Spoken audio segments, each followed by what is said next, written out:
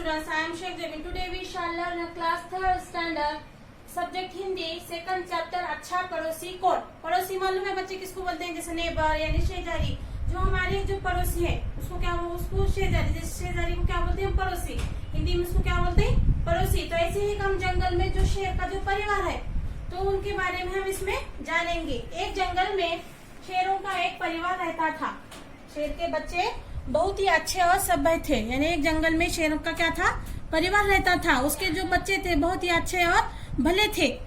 अपने बच्चों को ये सिखाने के लिए कि क्या गलत है और क्या सही है, शेरनी को बहुत कष्ट उठाना पड़ता था। जैसे हमारी माँ भी हमको अच्छा बुरा सिखाती है, जो क्या गलत है क्या सही है, ये सब हम किससे सीखते हैं? अपने माँ से सीखते हैं। तो वैसे ही शेरनी अपने बच्चों को क्या सिखाती थी कि क्या गलत है क्या सही है, अपने बच्चों को वो सिखाती थी। और शेरनी को बहुत उसमें कष्ट उठाना पड़ता। कष्ट यानी मुसीबत, जो भी उसमें उसको क्या उठाना पड़ता था?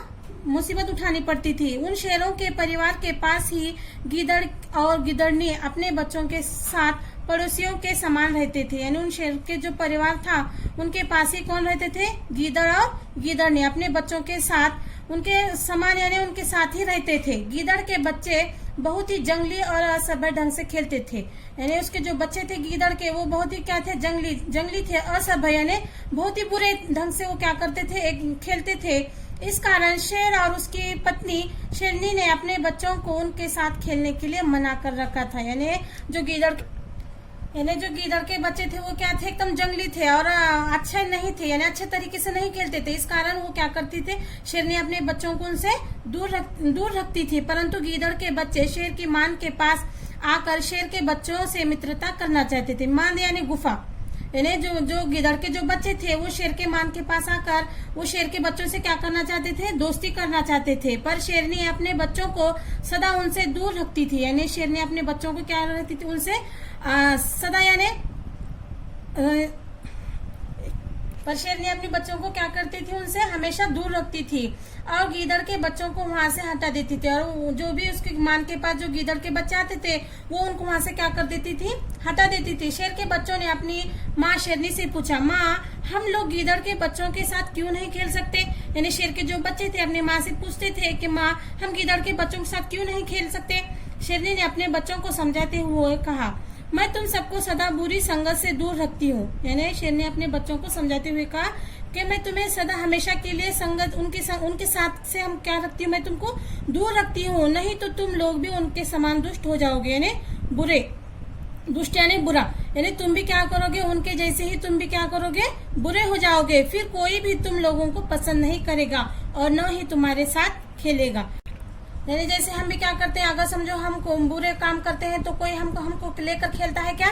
नहीं। इसी तरह वो भी अपने शेर ने अपने बच्चों को कहती है, अगर तुम भी उनके साथ खेलोगे तो तुमको कोई पसंद नहीं करेगा और ना ही तुम्हारे साथ कोई खेलेगा। एक दिन शेरनी माँ ने सोचा कि हमारे बच्चों को शेर के समान दहाड़ना आना चाहिए। यानी एक दिन अपनी शेरनी माँ ने सोचा कि मेरे जो बच्चे हैं उनको भी शेर के समान क्या करना चाहिए? दहाड़ना आना चाहिए, यानी गुर्राना आना चाहिए। वैसे तो वे आपस में खूब खेलते हैं, वे एक दूसरे की गलती पर हंसते भी हैं। यानी वो तो ऐसे आपस में एक दूसरे के साथ क्या करते हैं? खेलते हैं, खूब हंसते हैं, लेकिन एक दूसरे की गलती पर भी क्या करते हैं? वो हंसते हैं। और यानी जैसे ही शेर ने अपने बच्चों को दहाड़ने सिखाने लगी, इधर गीदड़ के बच्चों ने देखा कि शेर के बच्चे दहाड़ने में खूब आनंद लेते हैं। अंत उन्होंने भी शेर के बच्चों के समान दहाड़ना चाहा।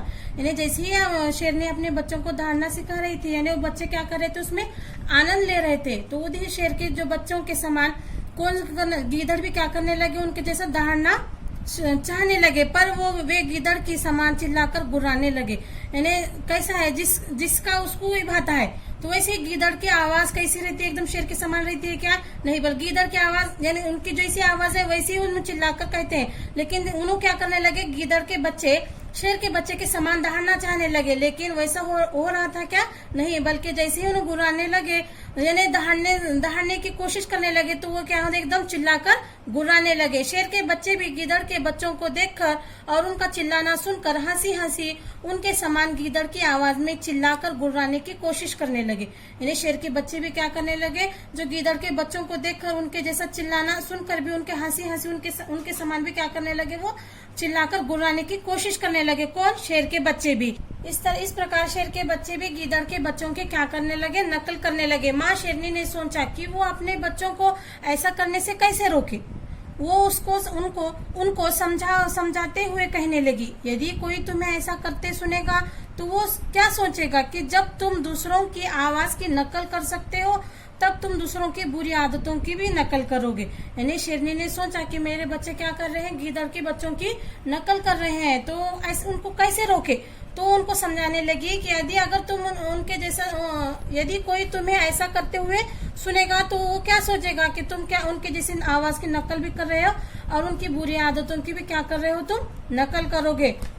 तुम्हें चाहिए कि पड़ोसियों की यदि बुरी आदतें हैं तो उनकी बुरी संगत से बच कर रहो। अब तुम्हें क्या चाहिए, अगर जब तुम्हारे पड़ोसी अगर उनकी जो बुरी आदतें हैं, तुम उनकी बुरी आदतों को अपनाओगे क्या, नहीं, बल्कि उनकी संगत से क्या करोगे, तुम बचकर रहोगे।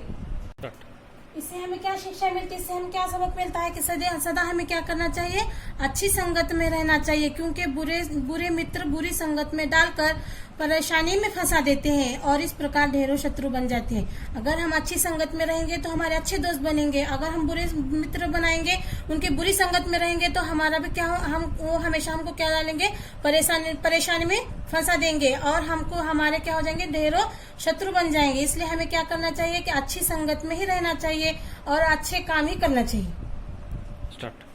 जैसा कि इसमें दिखाए गए अच्छे पड़ोसी के गुण क्या क्या है। तो पहला है जिसके व्यवहार को ही देखकर अच्छी बातें सीख सकते, यानी जिसका जो व्यवहार है, जिसका जो काम है, अगर उनको देखकर हम कोई सीखते हैं तो क्या है, अच्छी बात है। जैसा दूसरा है दूसरों की कमियों पर हंसता न हो, यानी जो भी दूसरे की जो कम है, कोई हकलाता है, कोई ये है गूंगा है, तो उसकी जो भी कमियां है उस पर हमको हंसना चाहिए क्या, नहीं, बल्कि जो मुसीबत आने पर सदा सहायक हो यानी मददगार। यानी समझो अगर हमको कोई मुसीबत है, कोई परेशानी है, अगर हमारी परेशानी में वो हमारा मदद करेगा तो वो भी क्या है, अच्छे पड़ोसी के गुण है। जो स्वार्थी ना हो, यानी जो मतलबी न हो। नंबर 5 है जो अपने समान दूसरों से प्रेम करता, यानी अपने जैसा ही दूसरों से क्या करता हो, प्रेम करता हो, न कि उनसे घृणा करता हो।